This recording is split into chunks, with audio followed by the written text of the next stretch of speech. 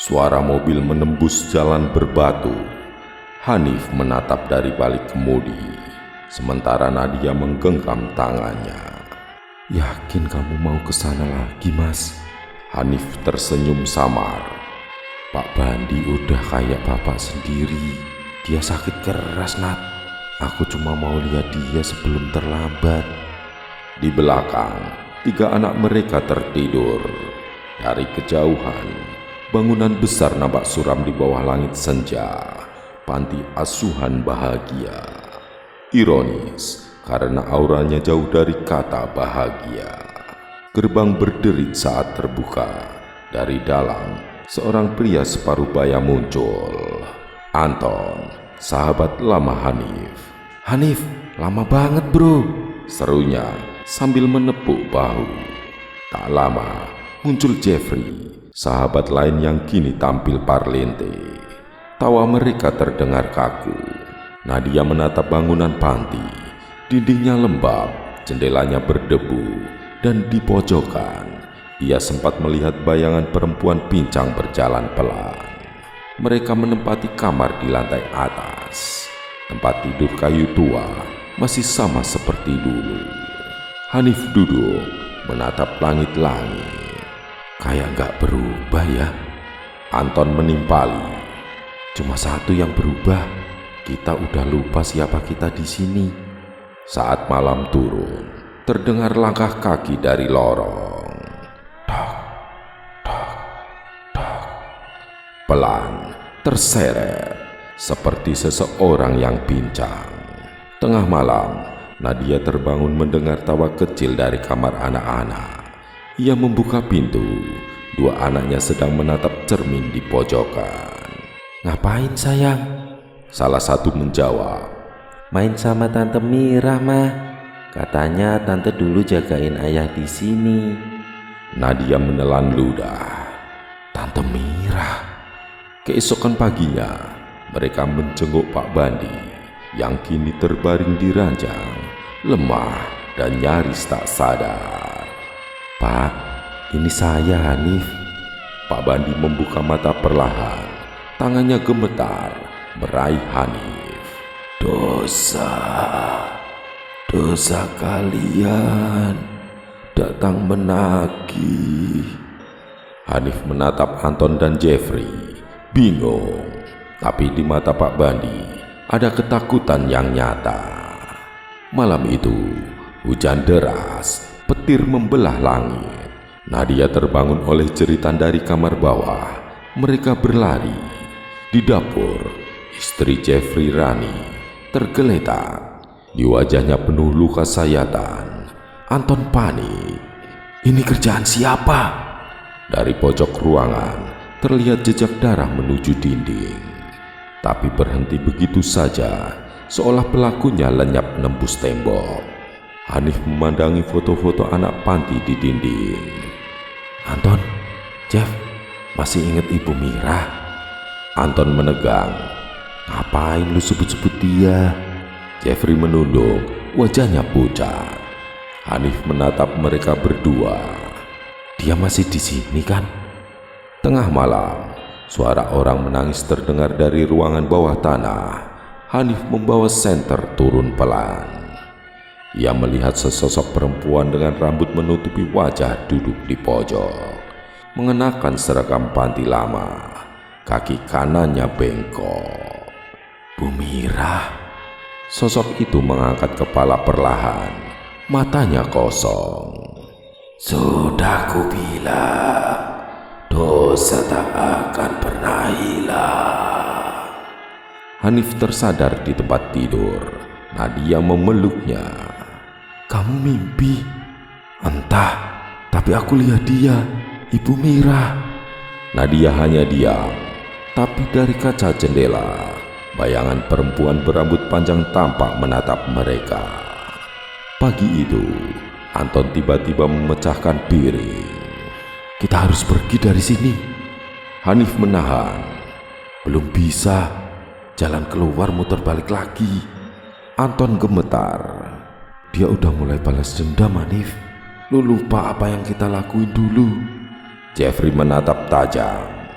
Jangan buka lagi luka lama. Malam berikutnya, masing-masing dari mereka mulai diteror oleh ketakutan pribadi. Anton melihat tubuhnya dikerubungi ulat dari mulut ke telinga. Jeffrey mendengar suara bayi menangis di setiap sudut panti.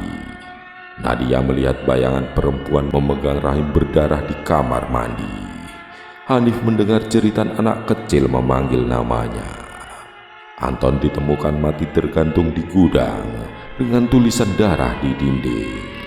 Aku cuma ingin adil.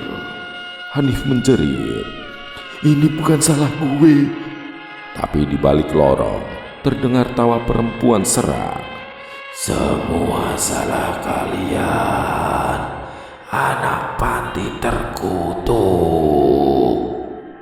Hanif mulai mengingat dulu saat masih anak panti, mereka bertiga sering mengganggu Ibu Mira, penjaga panti yang penyayang tapi tegas. Sampai suatu malam, Jeffrey dan Anton mengerjai Ibu Mira dengan memasukkan racun tikus ke minumannya. Ia jatuh sakit, tubuhnya membusuk perlahan. Mereka ketakutan, menutupinya, dan Pak Bandi membantu mengubur jasadnya diam-diam. Mereka mencoba kabur, mobil dinyalakan, gas ditekan. Namun setiap kali keluar gerbang, jalan berputar dan kembali lagi ke halaman panti. Jeffrey menjerit, kita dikurung Hanif, ini neraka. Anak-anak mereka hilang satu persatu. Di kamar tidur hanya tersisa boneka tanpa kepala. Nadia menangis histeris. Di mana anak-anakku? Suara kecil menjawab, Kami bermain sama Tante Mira, Ma. Hanif menatap cermin besar di aula. Di sana, ia melihat masa lalu dirinya, Anton dan Jeffrey, yang remaja sedang tertawa saat mengubur sesuatu. Di belakang mereka, Ibu Mira menatap, tubuhnya penuh luka. Aku tidak mati. Aku dilahirkan ulang oleh kebencian. Hanif berlutut di depan kamar Pak Bandi. Pak, tolong hentikan semua ini. Pak Bandi menangis. Aku juga bersalah. Aku yang menutupi pembunuhan itu. Aku yang ajarkan mereka ilmu hitam untuk menenangkan arwah Mira. Tapi aku salah. Aku justru membangkitkannya. Hanif menemukan kitab tua di lemari Pak Bandi. Di dalamnya tertulis mantra pemanggil arwah dan cara menutupnya. Tapi butuh pengorbanan jiwa yang bersalah, ucap Hanif pelan. Nadia menangis. Mas, jangan. Kalau enggak, dia bakal ambil anak-anak kita. Tengah malam, petir menyambar. Aula panti bergetar. Ibu Mira muncul di tengah lingkaran darah. Wajahnya rusak, tubuhnya terbungkus kain putih dengan simbol hitam. Aku bukan Mira lagi. Aku ratu dari semua penderitaan kalian. Hanif menatap, lalu menancapkan pisau ke dadanya sendiri. Ambil aku, lepaskan mereka. Arwah Mira menatap lama, lalu tersenyum tipis. Dosa tidak bisa ditebus dengan darah, tapi aku akan ambil milikmu. Ia menyentuh dahi Hanif, tubuh Hanif kaku, matanya memutih. Nadia menjerit memeluk suaminya yang kini diam tanpa nyawa. Anak-anak muncul di belakang, bingung. Ma, ayah tidur ya? Nadia hanya bisa menangis. Pagi datang, polisi menemukan bangunan panti kosong. Semua penghuni hilang. Hanya tersisa satu catatan di dinding, tulisan darah. Dosa yang disembunyikan akan memanggil nerakanya sendiri. Berita TV menayangkan Sebuah panti asuhan di pinggir kota ditemukan terbakar. Tidak ada korban yang ditemukan, namun tercium bau daging hangus. Reporter berkata, Menurut warga, panti itu dulu dikenal angker karena penjaganya bunuh diri.